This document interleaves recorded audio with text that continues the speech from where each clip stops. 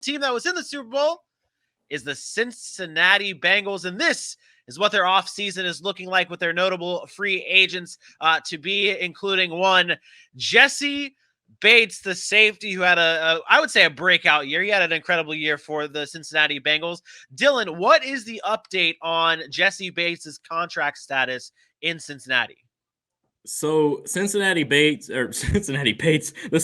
Bengals offered a franchise tag to Jesse Bates today, the safety, obviously talented there. To my understanding, it is to go ahead and give him more leeway, more time to go ahead and get that long-term deal worked out. He's going to get paid big money. He's coming off a great year, made plays in the postseason, in the Super Bowl, all that good stuff. And I'm still believing in my source. They're going to be working on a long-term deal, and I would not be shocked if it gets done before the draft starts. Jesse Bates is going to get paid big money. I'm hearing $475 from his father's mouth.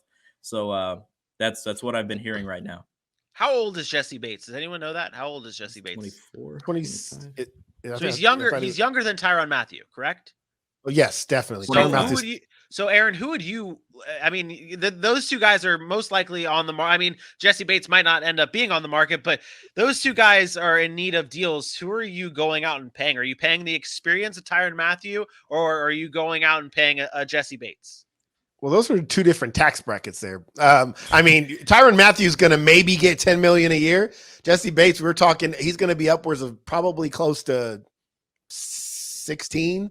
Like okay. he's going to be an elite. He's an elite safety, and he's younger, right? He's going to be a franchise safety. The fact of the matter is they could not let him hit the free agent market, because the reason you tag a guy like that is because what happens if you don't, and then next week rolls around and the team comes out and says, "Hey, we'll give you 4 years, $80 million right now." Jesse Bates then has to start thinking, "Man, I love Cincinnati, but this team's going to offer me this." And then Cincinnati has to match that. It's easier for Cincinnati to just tag him and say, we'll use these next couple of months to work out a long-term deal. I'm of the mindset, depending on where you're at with your team, if you have a veteran team that's really, really close, maybe you go out and pay Tyrann Mathieu for a year or two, so you're not invested in a guy long-term.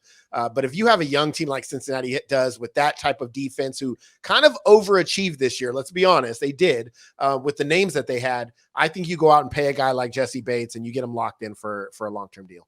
I'll say one thing on Bates. He loves the city of Cincinnati. He loves the team he's with as well. So, I mean, this is right here. He's got good friends from high school that go to Northern Kentucky. He's chilling on their campus today on a Snapchat story, just having fun, chucking it up right there. Northern Kentucky, quick drive from Cincinnati. His hometown in Fort Wayne is 2 hours, 30 minutes from there. He's in a good spot right now. He's going to get the bag. That's why I firmly believe he loves Cincinnati. He loves where he's at. And I'll tell you what, if you ever want to meet Jesse Bates, this is now 3 years in a row. Late July, he plays in a softball tournament at Turner's in Fort Wayne, Indiana. He plays. Now, he's only a DH, so he doesn't get hurt out in the field. But that dude literally plays and hits moonshots. He's there 3 straight years. So you want to meet him, go late July to Fort Wayne, Indiana, and shake his hand. So if you want to go with the groupie, Dylan. Jesus Christ. Hey, by the way, people that are watching the show, Jesse Bates is not the only professional athlete that hangs out in his hometown, that has fun in his city, and that plays in recreational softball. I'm telling you where he is on a certain day. Jesus. That sounds very weird. That sounds very creepy. I'm telling you exactly where Jesse Bates is on the exact day, that specific day. He's going to be there at that specific time. So if you want to stalk him like I do, you can go check him out there. I've had friends meet him the 3 straight years. It's the weekend in July. I guess what I'm saying is, young man, Mr. Dylan, that is not rare. That is something that a lot of professional athletes together. I used to play with Mike Bibby and Andre Miller at 24-Hour Fitness, playing basketball during the summer, during the offseason, these professional basketball players at 24-Hour Fitness. So Jesse Bates is a good dude. He gives back to he loves to be in his hometown. All that stuff is true. But let's not act like it's something that not many others are doing, because it happens all the time.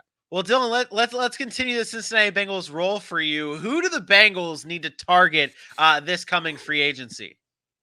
Yeah, I'm going to start. I mean, we all know it, right? The offensive line. I'm going to go. They already drafted a number 1 a pick in the first round and from Alabama, lineman Jonah Williams. Get some more Crimson Tide on their offensive line. I'm going to go with Cam Robinson, left tackle.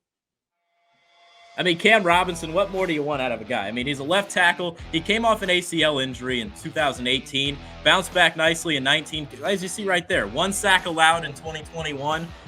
Just a great year and a prove-it year where he needs that contract. Jaguars could still tag him. They got another day to decide that. But if he's available, he's someone that they need to look at big time. I mean, you could have mentioned the Teron Armstead if you wanted to, a big tank on the outside, but I say Cam Robinson's a younger fit. He could slide over to guard if you want to keep Williams on the outside or just figure out what you want to do there. But that's nice protection on the left side of the line. I should have kept my question to myself before the show. Dylan already answered my question, Sorry, even sir. though I asked him that. I told him I'm going to ask you this question on the show, and then he just because that's the biggest thing though. You bring up Cam Robinson, and I remember last week when we were breaking down free agent fits, and I brought up Allen Robinson to the Las Vegas Raiders, and I said, oh yeah, obviously they're going to try to go after like a Devontae Adams or a Chris Goddard, but I don't think that they're going to be able to. I don't think that's realistic. Is Cam Robinson more realistic for the Cincinnati Bengals than a Teron Armstead? Yes, that's what I was going to go to. I was going to say he's more realistic because, like I said, they're still working on that contract extension for Jesse Bates. They're not going to throw all their eggs on an old left-handed or left tackle in Teron Armstead, who's very good at his job. He's old. He's on the outside. He'll be a brick wall to where no one will get past him, especially in that division with all the pass rush help. But I mean, you look at Cam Robinson, that's just a realistic fit, someone that isn't going to command a ton of money. He'll make his money, but it's going to have you enough to where you can still allocate your free agent spendings elsewhere. Aaron, you were this is one of your themes last week was just offensive line, just trenches. We start things off with the Bengals, and that is the biggest thing, right? Absolutely. I mean, you saw the Super Bowl. There was no debate. If Dylan had picked anybody other than an offensive lineman, I would have went at him today. So the fact of the matter is the Bengals need offensive linemen. They need them bad.